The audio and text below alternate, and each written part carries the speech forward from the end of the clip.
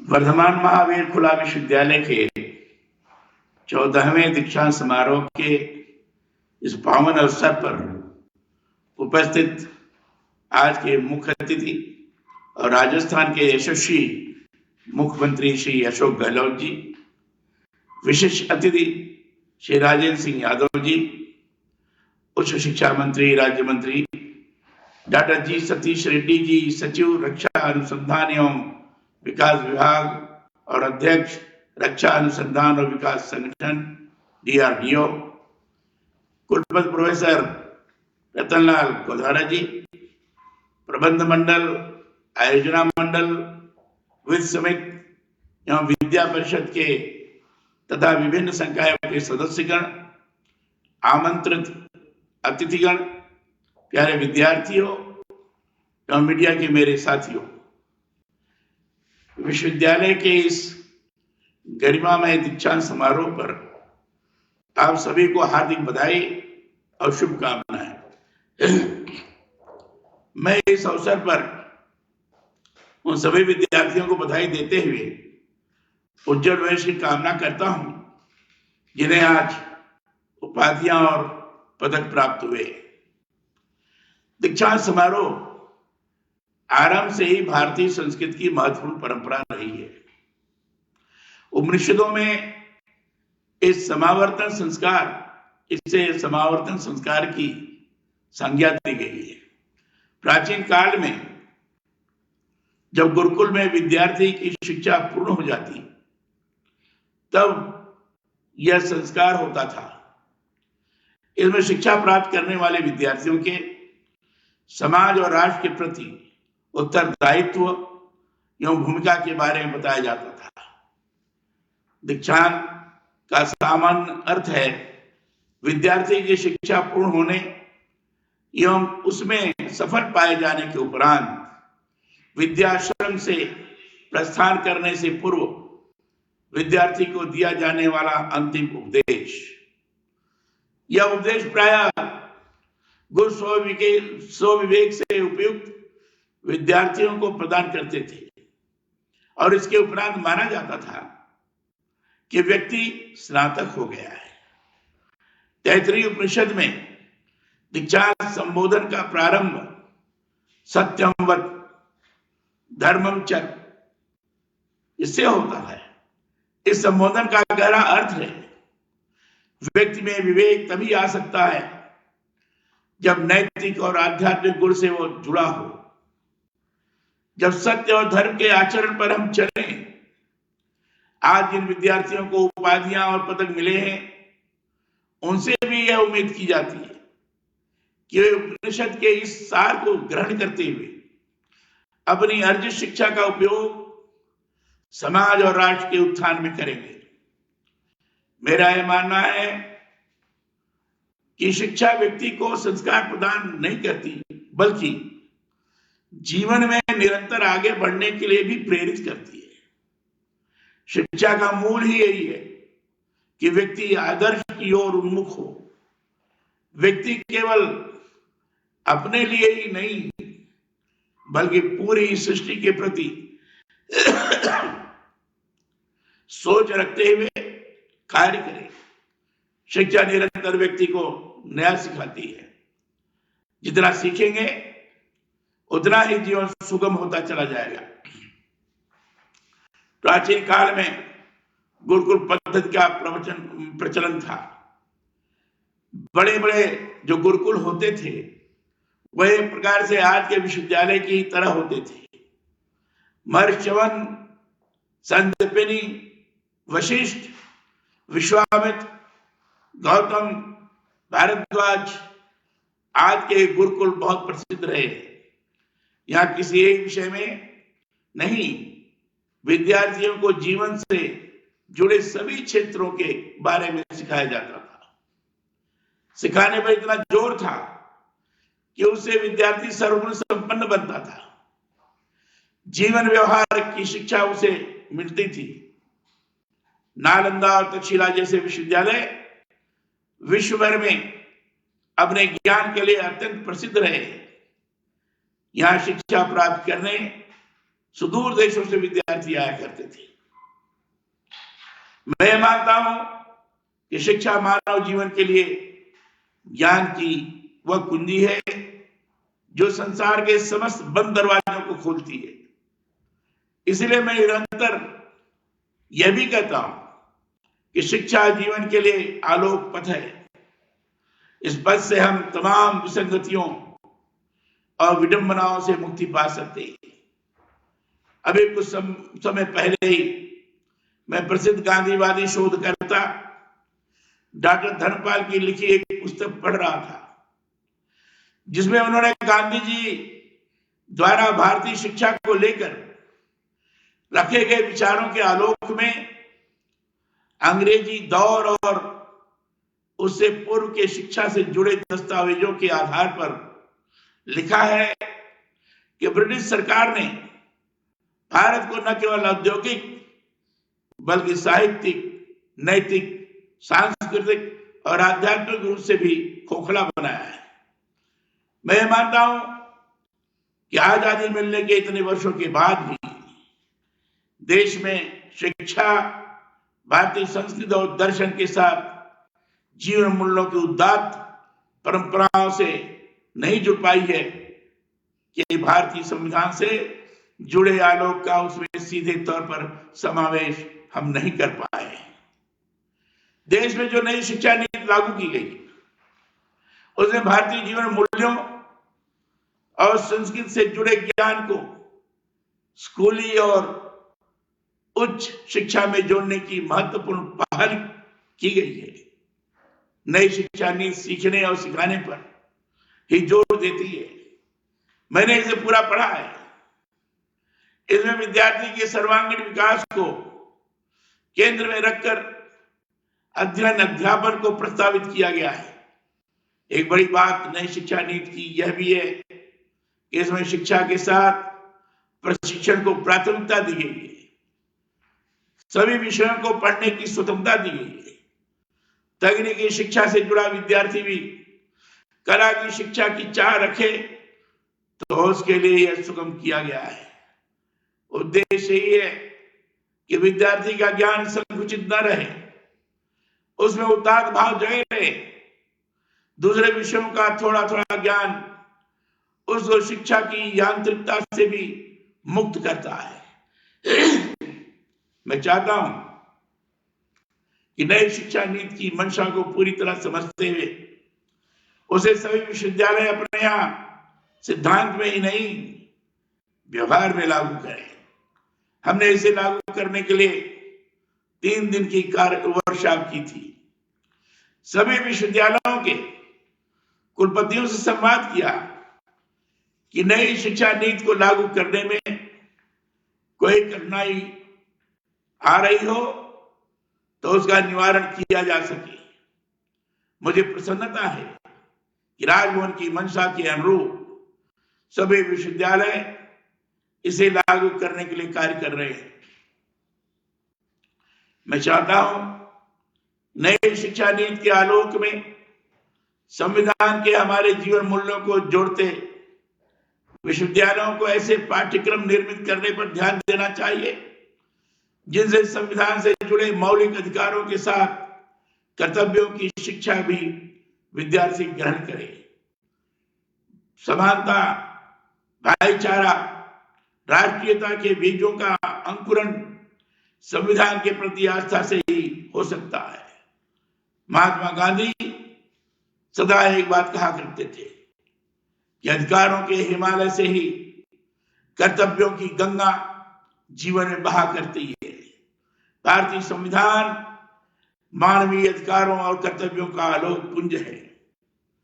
मैंने विश्वविद्यालयों में संविधान पार्क की स्थापना की पहल इसीलिए की है कि इसके जरिए हमारी नई पीढ़ी संविधान के उदात्त भारतीय संस्कृति के आदर्श से जुड़ सके, उन्हें उच्च शिक्षा के साथ संविधान के बारे में भी जागरूकता हो।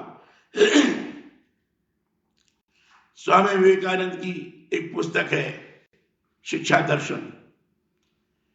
इसमें उन्होंने बहुत महत्वपूर्ण बात कही है।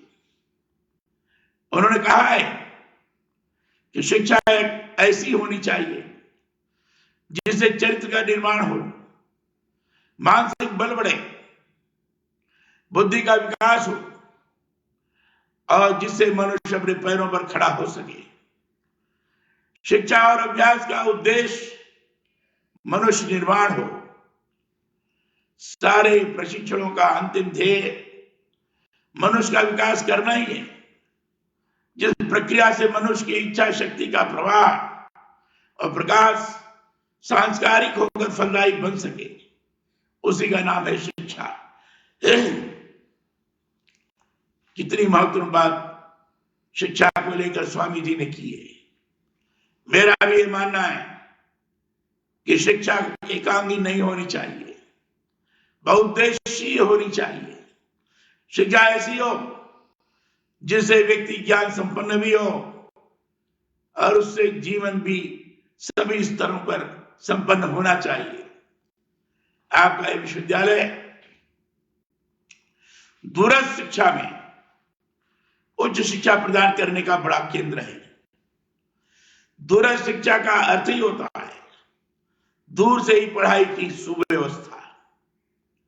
इसमें विद्यार्थी को नियमित तौर पर किसी संस्थान में जाकर पढ़ाई करने की जरूरत नहीं होती है।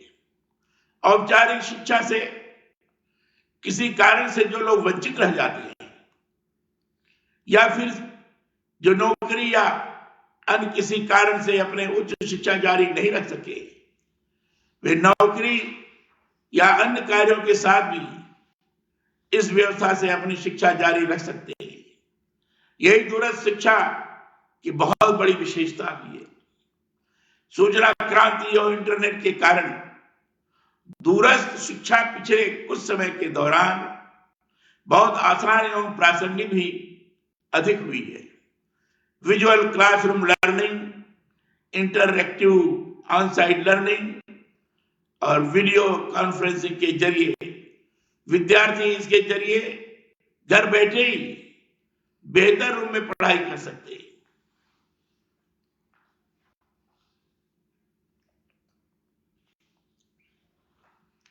मैं चाहता हूं दूरस्थ शिक्षा में नवाचार अपनाते हुए नई शिक्षा नीति के आलोक में आपका यह विश्वविद्यालय इस तरह की पाठ्य सामग्री तैयार करे जो विद्यार्थियों के लिए व्यवहारिक स्तर पर भविष्य में काम आने वाले हो। साधारण कोर्स के साथ ही वोकेशनल कोर्स तथा प्रोफेशनल ऐसे कोर्स दूरस्थ शिक्षा के माध्यम से कराए जाएं जिससे विद्यार्थी स्वावलंबन की ओर प्रेरित हो। आत्मनिर्भर भारत की सोच भी यही है कि शिक्षा से व्यक्ति रोजगार देने में सक्षम बने। विश्वविद्यालयों को चाहिए कि वे समावेशी उच्च शिक्षा प्रदान करें एवं वंचित वर्ग विद्यार्थियों हेतु सुदूर स्थानों तक कैसे शिक्षा की पहुंच सुगम हो, इसको ध्यान में रखते हुए कार्य करें। राष्ट्रीय शिक्षा नीति के अंतर्गत पाठ्यक्रमों में गुणवत्ता, नवाचार और उपयुक्त भौतिक संसाधनों का उपलब्ध कराना महत्वपूर्ण प्रावधान है।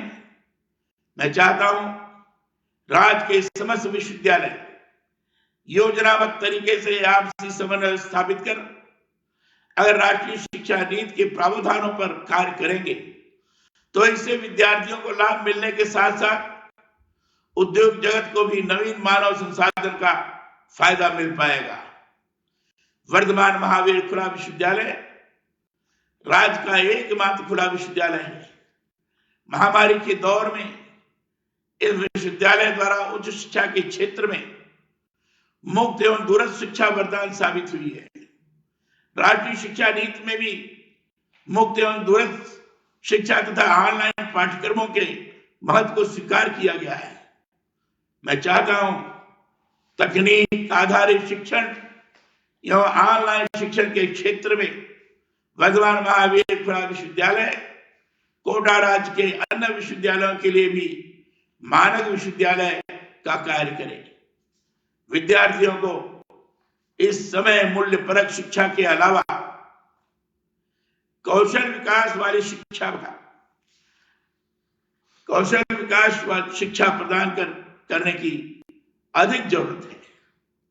मुझे बताया गया है कि आपके यहाँ उद्यमिता और कौशल विकास केंद्र स्थापित किया गया है। निश्चित ही इससे राज्य के युवाओं को रोजगार में मदद मिलेगी। कुशल कामगार और मानव संसाधन ही इंडस्ट्री की मजबूती तय करते हैं। ऐसे में विश्वविद्यालयों को अपने पाठ्यक्रमों को स्किल बेस्ड बनाना भी आवश्यक है। उद्योगों के लिए कुशल और बेहतर मानव संसाधन उपलब्ध कराने के लिए ओपन यूनिवर्सिटी बेहतरीन कार्य कर सकती है। विश्वविद्यालय को चाहिए कि वह उद्योगों की आवश्यकता पता करते हुए उन्हीं के अनुरूप कोई विशेष पाठ्यक्रम तैयार करे। इसमें उद्योगों से जुड़े लोगों की भी मदद ली जा सकती है। पाठ्यक्रम विषय विशेषज्ञों से ही तैयार करवाया जाए ताकि जो पुस्तकें बने वो व्यवहारिक हो। उनको पढ़कर विद्यार्थी उद्योगों के अनुरूप दृष्टि विकसित कर सके। चाहता हूं ऐसे पाठ्यक्रम तैयार होने के साथ उनका प्रसार भी हो। मुझे जानकर सुखद लगा है कि हमारे महामारी के दौरान विश्वविद्यालय द्वारा संचार प्रौद्योगिकी के बेहतर इस्तेमाल के साथ ही वीएमओ मोबाइल ऐप से पढ़ाई करवाई गई है। इसके अलावा विज्ञान के विद्यार्थियों के लिए स्नातकोत्तर में अध्ययन की सुविधा प्रदान की गई है। यह सब अच्छी पहल है।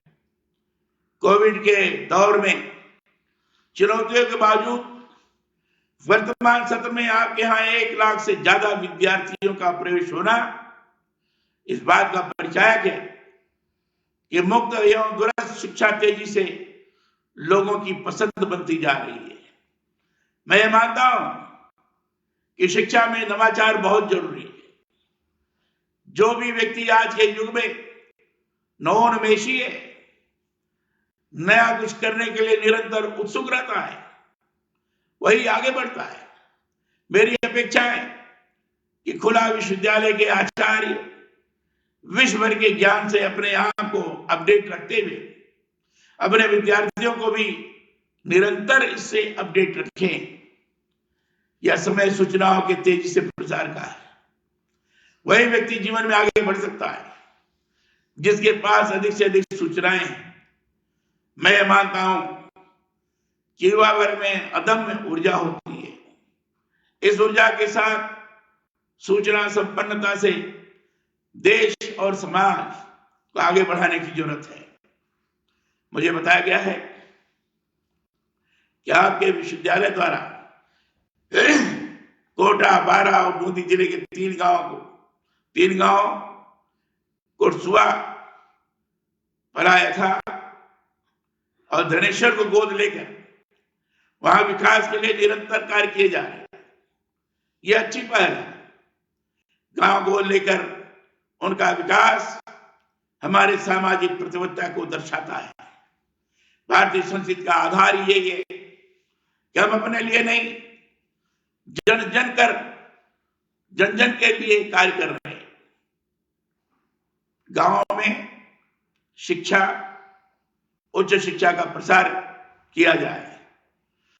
लोगों को केंद्र और राज्य सरकार की विकास योजनाओं के बारे में बताया जाए। लोकतंत्र की सफलता विकास में अधिकाधिक जन भागीदारी से ही संभव है। इस दिशा में भी विश्वविद्यालय कार्य करे। मैं चाहता हूं आपके प्रयासों से गोलिये गांव में रहने वालों के जीवन में आमूलचूल परिवर्तन आए, वहां हर संभव विकास हो। एक पुनीत कार्य के संवाद हमारे विश्वविद्यालय बन रहे हैं। इससे बड़ी बात और क्या हो सकती है। आपके विश्वविद्यालय का सूत्रवाद बहुत महत्वपूर्ण है। सा विद्या या मुक्त है। यह सही है। शिक्षा हमें मुक्त करती है। सभी प्रकार की बाधाओं से मुक्ति भी शिक्षा से ही मिलती है। मैं चाहता हूं मुक्त शिक्षा प्रणाली के अंतर्गत हमें अपने विद्यार्थियों को ऐसी शिक्षा प्रदान करनी चाहिए जिससे विद्यार्थियों का सर्वांगीण विकास हो। आइए देश और समाज को प्रगति पथ पर अग्रसर करने के लिए हम सभी संकल्पबद्ध हों। आप सभी को दीक्षांत समारोह की पुनः बहुत बहुत बधाई और शुभकामनाएं। जय हिंद, धन्यवाद।